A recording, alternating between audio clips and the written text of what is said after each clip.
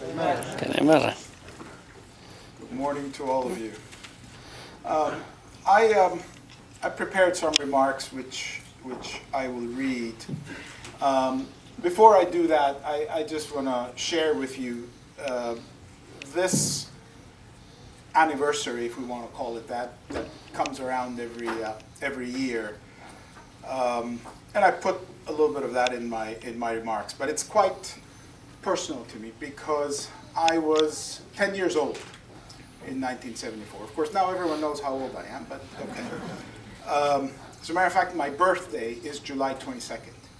And my birthday was in the fields outside of Nicosia because we had fled the bombardments. So every year when this time comes around, it's one of those where you don't exactly know what to think.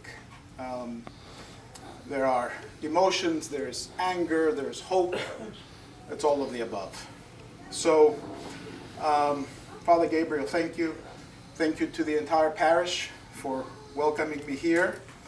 My wife Michelle and I actually have friends here. There are people here that I saw as I walked in that I met the first or second year I came to Houston.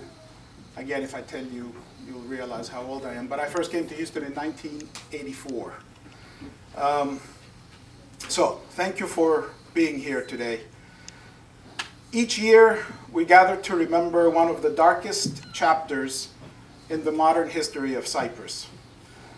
We honor those who lost their lives, those who remain missing, those who endured imprisonment, those who were forced to flee their homes, and all who continue to live with the consequences of those tragic events.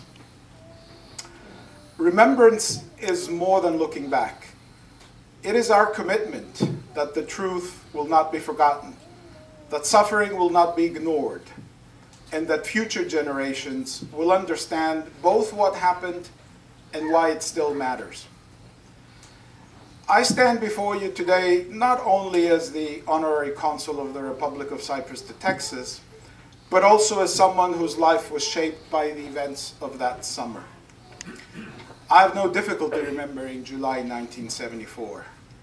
I turned 10 years old on July 22nd. Instead of celebrating my birthday with my family, I spent it in open fields outside Nicosia, hiding from the bombardments that had forced us to flee our home. Like thousands of other children, I did not understand the politics unfolding around me. I understood only fear.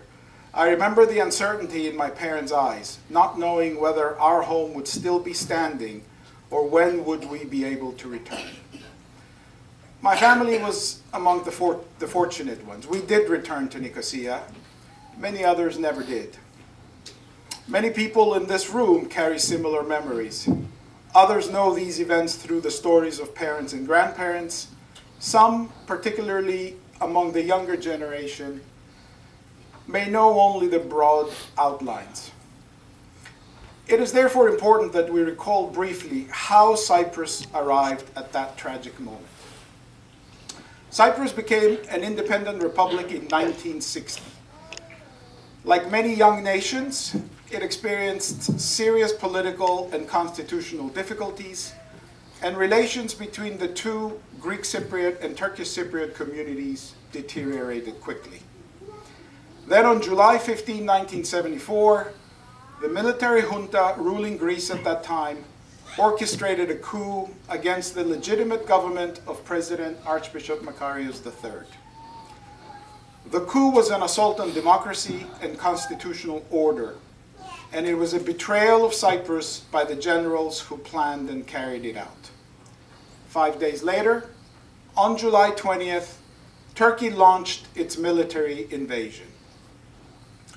By the end of the military operations, approximately 37% of the territory of the Republic of Cyprus was under Turkish military occupation. Nearly 1/3 of the population had become refugees in their own country.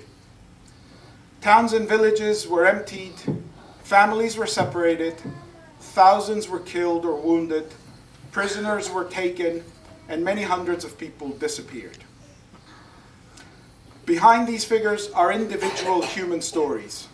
A family that never learned what happened to a son, a wife who waited for a husband who did not return, a child who grew up without a father, and the refugee who carried for decades the key to a home that remained beyond reach. The tragedy of Cyprus was never simply the loss of territory.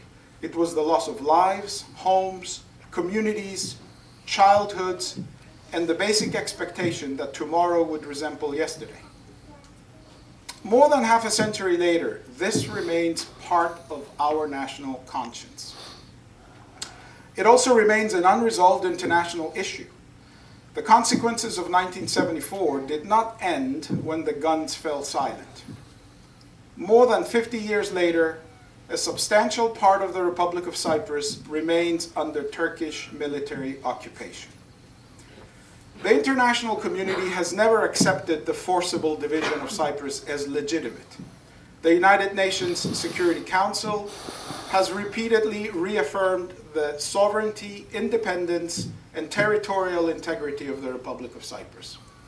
It has rejected the attempted secession of the occupied areas and has called for the further settlement of Varosha by anyone other than its lawful inhabitants to be reversed. These are not abstract diplomatic positions. They reflect principles of international law that protect every country, particularly smaller countries that depend on a rules-based international order.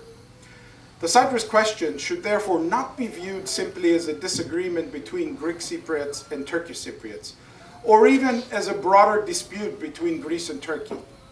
At its core, it's an issue of invasion, continued military occupation, human rights, and respect for international law.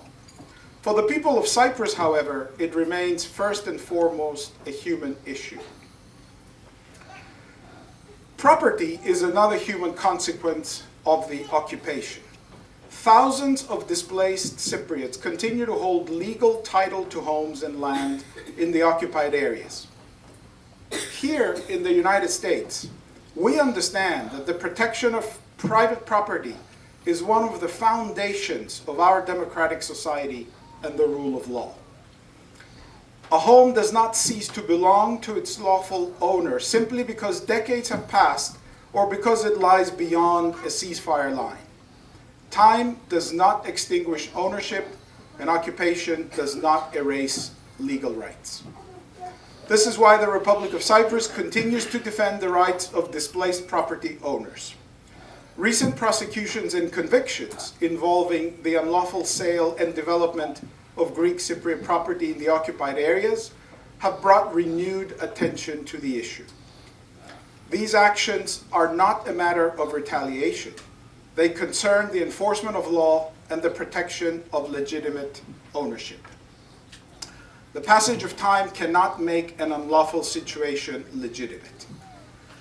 The consequences of occupation also extend to the religious and cultural heritage of Cyprus.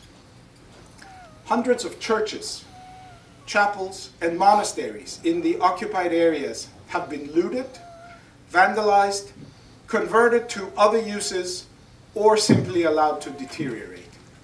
Cemeteries have been desecrated. Icons, mosaics, and other religious and archaeological treasures have been stolen and dispersed through the international art market.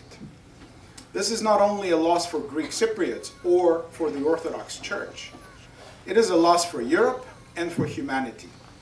Cultural heritage belongs to future generations, and once destroyed, it cannot be recreated. At the same time, we must be clear about the future we seek. It's not a future built against Turkish Cypriots. Greek Cypriots and Turkish Cypriots have shared the island of Cyprus for centuries. Both communities have experienced suffering and insecurity. Both communities deserve to live in peace, freedom, and prosperity. Many Turkish Cypriots today have legitimate concerns about the preservation of their identity and their ability to determine their own future as demographic and political